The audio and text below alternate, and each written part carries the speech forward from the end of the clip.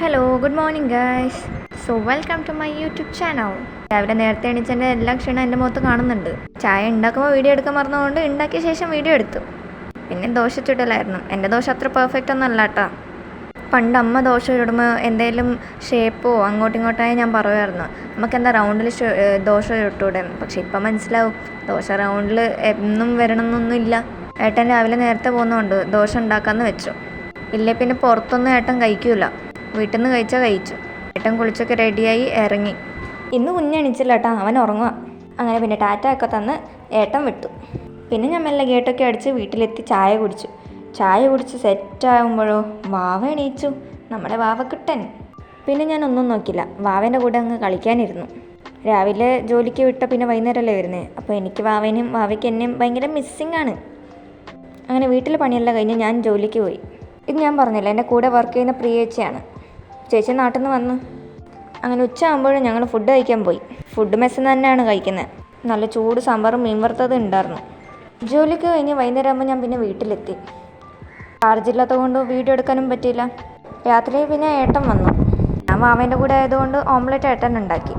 പിന്നെ ഏട്ടനൊന്ന് പുറത്ത് പോകാനുണ്ടായിരുന്നു. ഞാനങ്ങനെ ഗേറ്റ് അടക്കാൻ വേണ്ടി കാത്തു നിൽക്കുമായിരുന്നു. ഏട്ടന് സ്കൂട്ടിയിലാണ് പോയത്. പിന്നെ ഏട്ടന് വന്നു.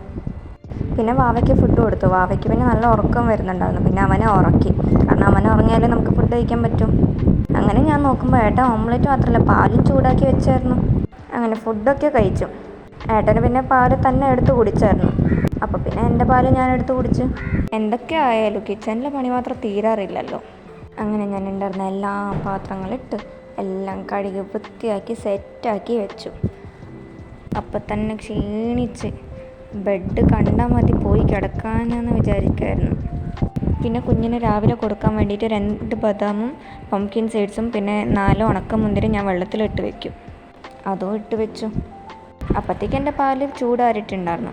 പിന്നെ പാലും കുടിച്ച് പെട്ടെന്ന് പോയി കിടക്കണമെന്ന് വിചാരിക്കുമായിരുന്നു. നോക്കുമ്പോഴോ സ്റ്റൗവിൻ്റെ മണ്ടയ്ക്ക് ഒരു പാത്രം, പക്ഷെ പാത്രക്കകത്തൊന്നും ഇല്ല. പിന്നെ അത് ബാക്കി വെക്കണമെന്ന് വെച്ചിട്ട് അതും കഴുകിയെടുത്തു. എല്ലാം പാത്രം കഴുകി വൃത്തിയാക്കി സെറ്റാക്കി വെച്ചു. ഹോളിൽ വന്ന് നോക്കുമ്പോൾ വാവേൻ്റെ കളിപ്പാട്ടം മൊത്തം ഉണ്ട്. വാവേൻ്റെ കളിപ്പാട്ടം തുണിയും എല്ലാം സൈഡാക്കി സെറ്റാക്കി ഒതുക്കി വെച്ചു. ഞാൻ രാത്രി ഉറങ്ങുമ്പോഴെന്നും ജഗ്ഗിൽ വെള്ളം നിറച്ച് ബെഡിനടുത്ത് വയ്ക്കും. ഏട്ടന് രാത്രി എണീച്ച് കുടിക്കാൻ വേണ്ടി വരും. നമ്മൾ കുടിക്കാൻ പൈപ്പിൻ്റെ വെള്ളം എടുക്കാറില്ല, കിണറ്റിൽ നിന്നാണ് വെള്ളം എടുക്കാറ്. അങ്ങനെ വെള്ളമൊക്കെ നിറച്ച് വെച്ച് കിച്ചൺ ഓഫ് ചെയ്ത് ഞാൻ അങ്ങ് വിട്ടു. എല്ലാം റൂം ഓഫായ സ്ഥിതിക്ക് ഇനി ബെഡ്റൂം ഓഫാവാനേ ഉള്ളൂ. അങ്ങനെ പുറത്തിരുന്ന് ഫോൺ നോക്കുന്ന ആളെ ഞാൻ വിളിച്ചു വരുത്തി ഉറക്കി. ഇനി ഞാനും ഉറങ്ങി. അപ്പോൾ ഇന്നൊക്കെ ഇത്രയേ ഉള്ളൂ. നാളെ കാണാം. ബൈ.